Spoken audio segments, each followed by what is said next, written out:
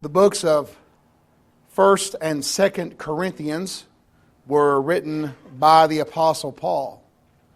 The church there in Corinth received the most writings from Paul, and that's the most he ever did as far as corresponding with a congregation.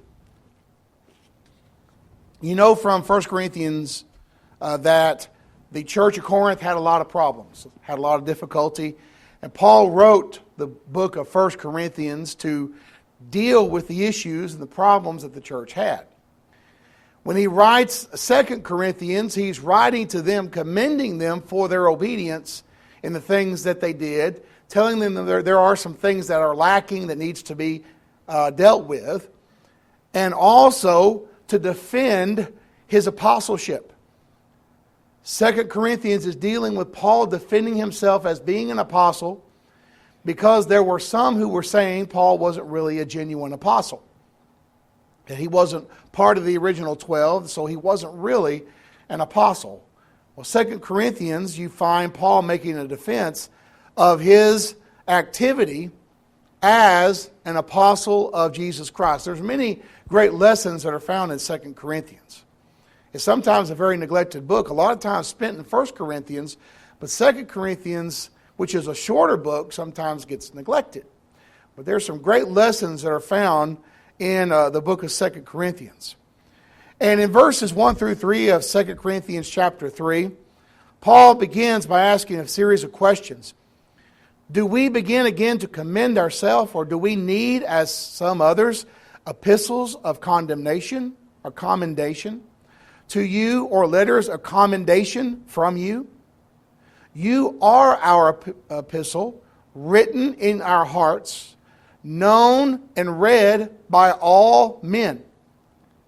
Clearly, you're an epistle of Christ, ministered by us, written not with ink, but with the Spirit of the living God, not on tablets of stone, but on tablets of flesh, that is, of the heart. And as he's writing to the Corinthians there, he's making it very clear that he is a genuine person that has the right to write to them with authority. He already said in the latter part of the chapter, or latter part of chapter 2, that they are not those who mishandle the Word of God. So this is in verse 17 of 2 Corinthians chapter 2.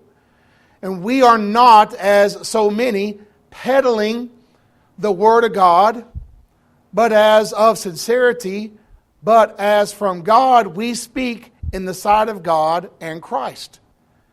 And then he goes into the next thing he says, keeping in mind that we're not chapter and verse divisions when Paul wrote this.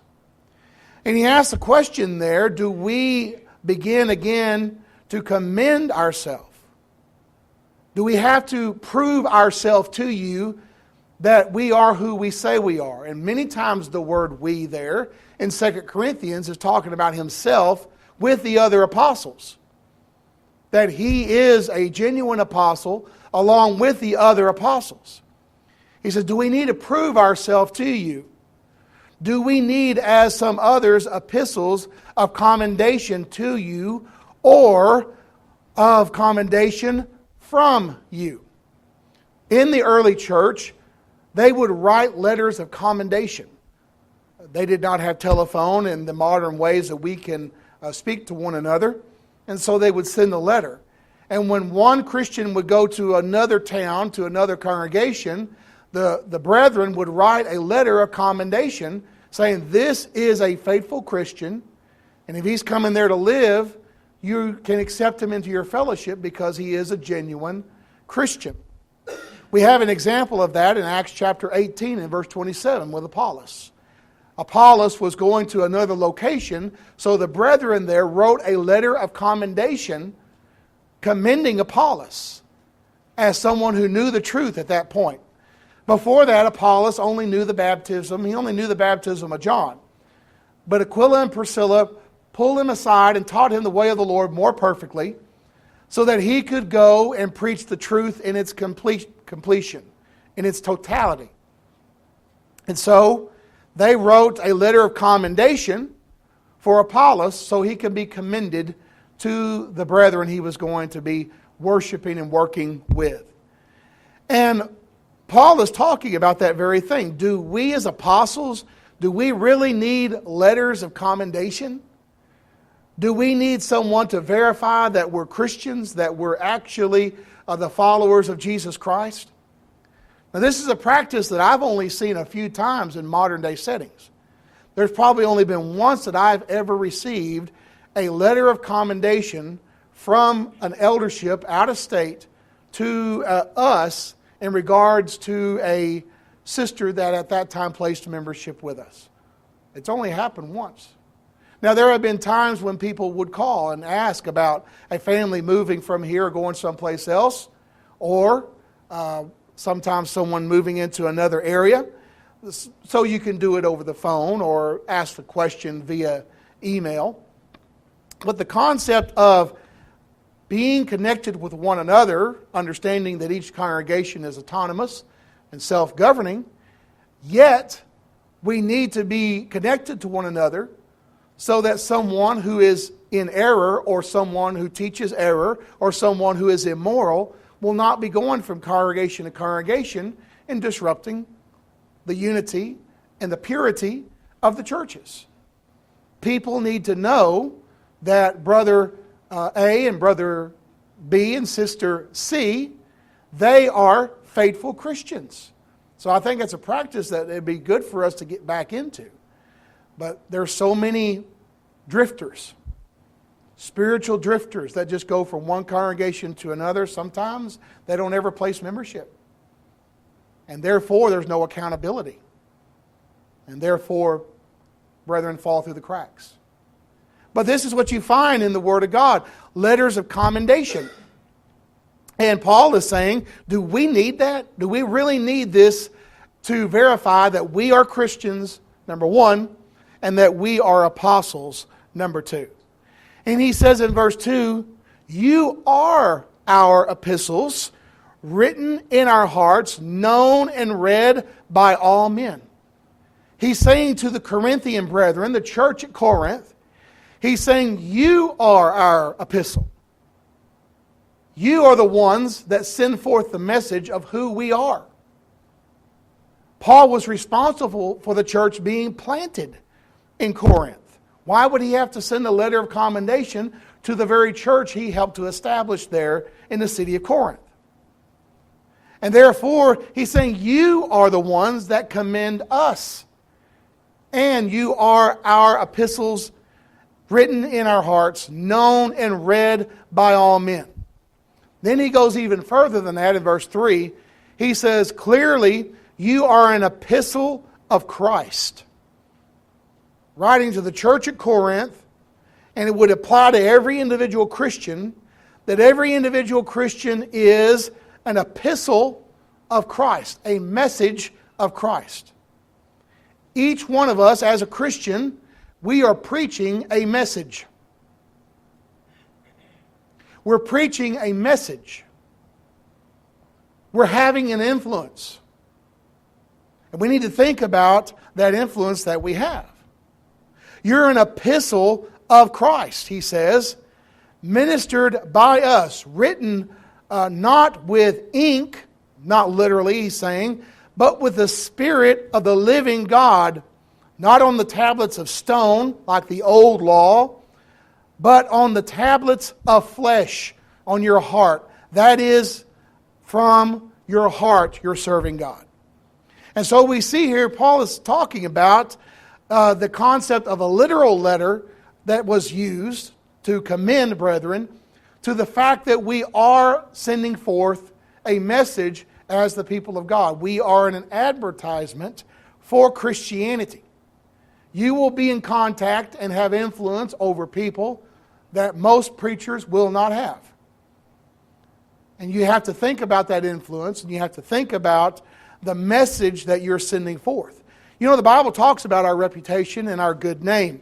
Proverbs chapter 22 and verse 1, a good name is better than great riches. It is more valuable than being a multi-billionaire. It's more valuable than that.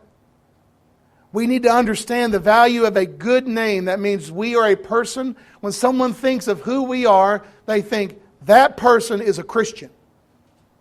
They are serious about God. They're serious about reading and studying and obeying the Bible. Ecclesiastes 7 and verse 1. A good name is better than ointment. Ointment, which would be something that was used for medicine, was very valuable. And so you have a good name, a good reputation, that is better than ointment. So we have to understand and we have to realize the importance of our influence and the importance of the message that we are sending forth. How are we broadcasting Christ? Are we a good advertisement for Jesus Christ? That's something that we need to seriously think about. I'm going to cut this message short simply because my voice is almost gone. But we need to really look at ourselves and look at our influence and what we're doing and the impact that we're having on our neighbors, our relatives, our classmates, our co-workers, all those who are around us. Are we an epistle of Christ? Are we a good advertisement? If we are the only contact with Christianity a person has, are we sending forth a good vibe, a good message, something that is attractive to others? So they would say, you know, if I ever become a Christian, I want to be like fill in the blank. I want to be like him. I want to be like her. Because they've got it together. They're following Christ. You know, Paul tells us in 2 Corinthians chapter 6 and verse 1 that we don't want to receive the grace of God in vain. 2 Corinthians chapter 6 and verse 1. We then, as workers together with him, we plead with you not to receive the grace of God in vain. Receiving the grace of God in vain means you're saved by the grace of God, then you turn around and you're lost by your sinful behavior and turning away from God. That would be receiving the grace of God in vain. We don't want to be like that. We want to be good examples to those who are around us and shine forth our light, being that great advertisement for those who can see. You've seen those billboards on the highway. There's one in Rockwall now. One time they had it so bright I nearly ran off the road. One of those car dealerships, bright lights. It's right there on the highway. It's public. The message is sending forth. And we're to be those bright lights sending forth that message because we as Christians are epistles of Jesus Christ. Believe in Jesus with all your heart. Confess Him as the Son of God. Repent and be baptized in the name of Jesus Christ for the forgiveness of your sins. And you will receive the gift of the Holy Spirit and be added to the church. Acts 2 and verse 38, Acts 2 and verse 47.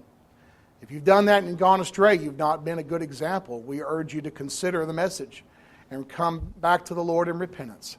As always, the choice is yours. While we stand and sing.